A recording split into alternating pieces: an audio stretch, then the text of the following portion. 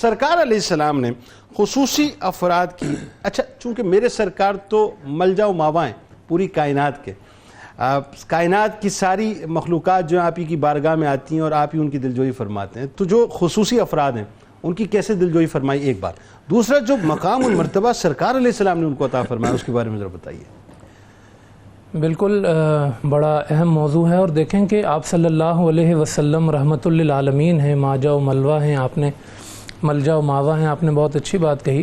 آپ یہ دیکھیں کہ رسول اللہ صلی اللہ علیہ وسلم کی رحمت کا تقاضا بھی یہی ہے کہ جیسے جیسے جس کو رحمت کی زیادہ ضرورت ہے، حضور صلی اللہ علیہ وسلم کی رحمت اس کے لیے اور وسیع ہوتی چلی جاتی ہے. اللہ اکبر. جس کی ضرورت زیادہ ہے تو پھر مصطفیٰ کی رحمت بھی زیادہ. اللہ اکبر. تو ایسے خصوصی افراد کے لیے آپ صلی اللہ علیہ وسلم نے ہمیشہ اپنے کردار سے، سیرت سے، عمل سے ایسی مثالیں قائم فرمائی ہیں کہ ایسے افراد جو خصوصی افراد ہیں ان کی محبت امت کے دل میں بیٹھتی چلی گئی ہے.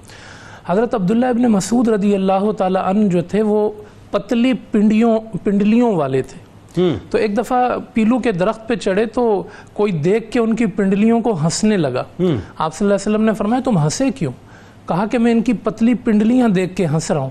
حضور علیہ السلام کہنے لگے ان کی جسمانی ساخت پہ نہ جاؤ، اگر یہ میزان اعمال میں تولی گئی نا تو احد پہاڑ سے زیادہ وزنی ہوگی. اللہ اکبر. اللہ کسی کی جسمانی ساخت کو آپ اس طرح تمسخر کے انداز میں بیان نہ کریں. حضور اس کی سخت تنبیہ فرمایا کرتے تھے اور ان کی دیکھیں فضیلت بیان فرمائی، ان کی دل جوئی کی کہ تمہارا مقام اللہ کی بارگاہ میں کتنا زیادہ بلند ہے.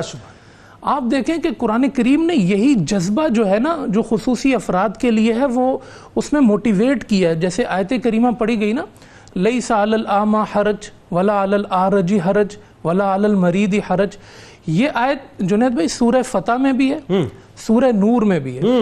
میں غور کر رہا تھا دونوں مقام پہ عارج جو لنگڑا ہے، ٹانگ سے معذور ہے، اس کے لیے الگ حرج، مریض کے لیے الگ حرج، اور اعمیٰ یعنی نابینا کے لیے الگ حرج کا لفظ. یعنی قرآن کا اسلوب اختصار کا ہے لیکن ہر ایک کے لیے الگ الگ حرج کا لفظ یہ بتا رہا ہے کہ اللہ پاک خصوصی افراد پر خصوصی توجہ. کیا جملہ ہے، کیا جملہ. خصوصی افراد پر خصوصی توجہ ہے رب کائنات کی. تو یہ رسول اللہ صلی اللہ علیہ وسلم کا معاشرہ. عبداللہ بن ام مکتوم رضی اللہ تعالیٰ عنہ کے بارے میں بھی بتائیے. عبداللہ ابن ام مکتوم رضی اللہ تعالیٰ عنہ ابتدائے اسلام میں مسلمان ہوئے ہیں، بارگاہ رسالت میں آنکھوں سے نابینا ہیں. مدینہ میں آئے تو ان کا جذبہ، جیسے آپ نے کہا نا کہ ایسے لوگوں میں ایک خصوصی جذبہ ہوتا ہے، ان کے دل میں دین کا جذبہ، سیکھنے کا جذبہ. تو یہ صفہ کے طالب علم بھی تھے. اور میں ایک جملہ کہوں گا کہ اگر جاہلیت کے زمانے میں خصوصی افراد کی تعلیم اور نابینا افراد کی تعلیم کا کوئی معلم ہے، پہلا معلم، تو وہ بھی محمد عربی صلی اللہ علیہ وسلم. کیا اچھی بات آپ نے کی ہے. انہوں نے نابینا افراد کی تعلیم کے لیے یہ پہلا مرکز سمجھ سکتے ہیں آپ صفہ کو، انہوں نے تعلیم حاصل کی.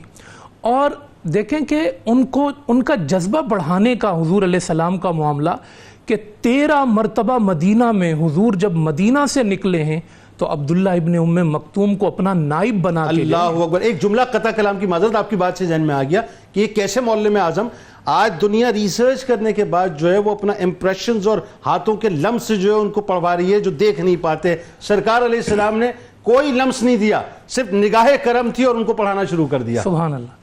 تو 13 مرتبہ اپنا نائب بنایا. اور آپ دیکھیں کہ حضرت عبداللہ ابن ام مکتوم یعنی امیر بنا کے گئے مدینہ منورہ میں، اپنا امیر بنا غزوہ احد کے موقع پہ خاص طور پہ، غزوہ احد کے موقع پہ خاص طور پہ.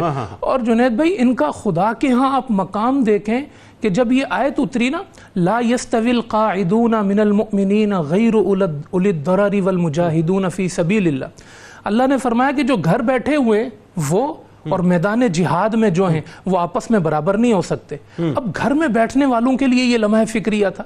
تو عبداللہ ابن ام مکتوم جو ہے نا وہ آگے کہنے لگے یا رسول اللہ ہم تو معذوری کی وجہ سے گھر میں بیٹھے ہوئے ہیں، ہمارا تو جی چاہتا ہے ہم بھی میدان میں اتر جائیں.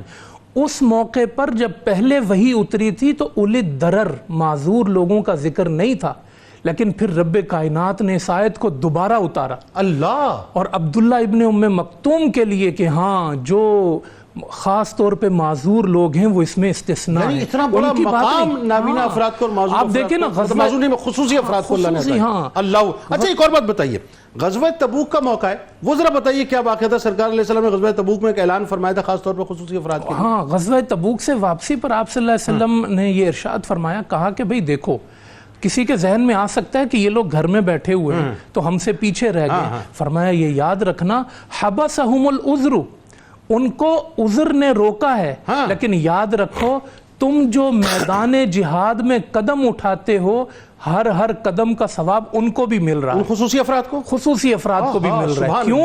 اس لیے کہ وہ جسم سے تو تمہارے ساتھ شامل نہیں ہیں مگر اپنی نیتوں کے ساتھ تمہارے ساتھ شامل. ایک اور بات وقفے پہ جانا ہے مجھے, وہ بھی بتا دیجئے. وہ ایک صحابی تھے نا جو مطلب اس اعتبار مطلب آنکھوں سے دیکھ نہیں سکتے تھے, تو وہ جب وہ کاروبار کرتے تھے تو سرکار علیہ السلام نے خاص معاملہ ان کے لیے فرمایا. آپ صلی اللہ علیہ وسلم نے دیکھا, وہ کہنے لگے یا رسول اللہ آنکھوں میں بینائی میں کمی ہے اور ذہن میں بھی تھوڑا سا فیصلہ کرنے میں مشکل ہوتی ہے, کاروبار میں دھوکہ کھا جاتا ہے, تجارت میں نقصان اٹھاتا ہوں. آپ صلی اللہ علیہ وسلم نے جو تجارت کی خاص ٹرم ہے جس کو خیار شرط کہتے ہیں, وہ کیا ہے؟ آپ صلی اللہ علیہ وسلم نے کہا کہ تمہارے لیے یہ رعایت ہے کہ 3 دن تک بیچنے والے کے لیے بھی خریدنے والے کے لیے بھی کہ وہ یہ کنڈیشن لگا دے کہ اگر کوئی ایسا معاملہ ہوا تو ہم بعد میں اس بے کو 3 دن کے بعد کمپلیٹ کریں گے. اس سودے یہ خیار شرط کیا ہے؟ خیار شرط یعنی 3 دن تک آپ کو اختیار ہے, آپ کوئی چیز خرید کے گھر چلے جائیں, 3 دن کے بعد کنفرم کریں, اس میں کوئی آپ کا یعنی خصوصی افراد میں جو آنکھوں سے دیکھ نہیں پاتے ان کے لیے, تمام افراد کے لیے رعایت کا سبب وہ بنے. رعایت کا سبب وہ کیا کہنے. اور